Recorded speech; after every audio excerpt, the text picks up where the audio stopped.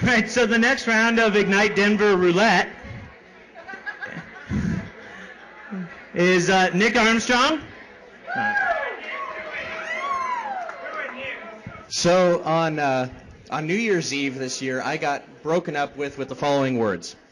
You should have been born in the 60s. I wasn't worried about this, though, because I knew that the possibilities in online dating are endless. Nearly endless. So I got together and I put myself together a really good profile. I got a clear picture, I made sure my personality and my humor shone through, and I made sure that I mentioned my interest and was honest about it like Star Trek. Obviously, there's a warning signs in online dating. When you're looking for a girl, make sure that her profile isn't in all caps, happened, and also you know which one of the two people in the picture you're dating, whether it's the redhead in the picture or her snaggletooth sort of mannish-looking sister. I met a polyamorous girl. And polyamorous girls like to have multiple committed relationships. Make of that what you will, but her kids were fantastic, and I shared with them the following story. Every fortune cookie I ever get, I keep because it becomes real. And the little kid, I gave him a fortune cookie, and he got one and started bawling. It said, "You look pretty." So I offered to trade with him, and mine said, "You're going to go on a terrific adventure with friends." I think I got the better end of the deal. But it didn't stick. So Liz, Kevin, Cy, and I all jumped into a car with 1 day of notice and headed to Seattle. On the way, we ran into a small town called Promontory, Utah. There is nothing in Promontory, Utah. Nothing. Except for the Golden Spike where the Transcontinental Railroad was finished. Believe me when I say there was nothing except for a magical herd of cows.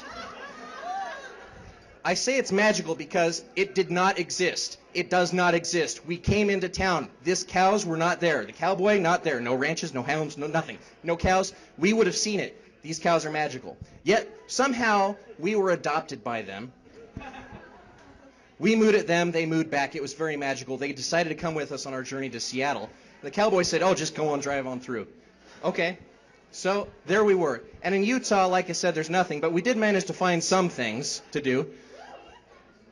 Obviously not family friendly. But also, my favorite...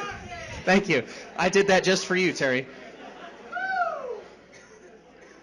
The logistics of putting a naval association in Utah are somewhat astounding. But I discovered that on you discover a lot about yourself on road trips. Like, I have actually more Star Wars books in my personal collection than Pal's bookstore in Oregon, which is 5 city blocks long, so you do the math.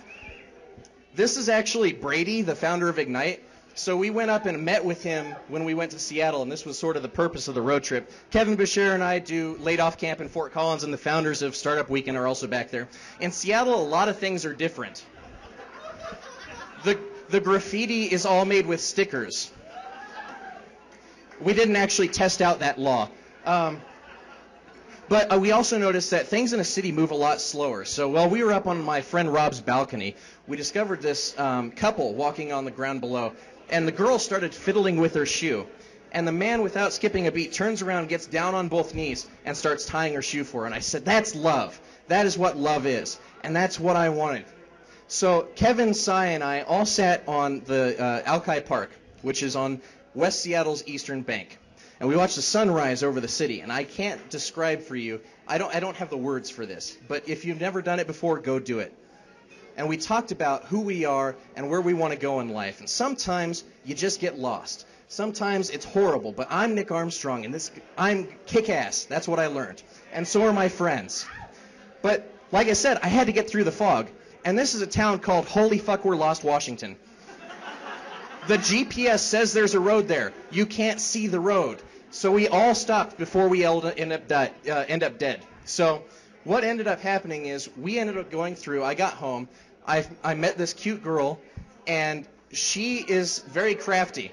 I didn't know how this story would end before I presented this. So I made her a snowman that made gift cards, because she makes gift cards too. So, and then we had a couple more dates, and it turned out really well. So if you don't take anything else away from this, take away this. Even in the times where you think life is the worst, when you think that the moments in your life can't get any worse, just remember, love is one adventure away. Be willing to take that adventure.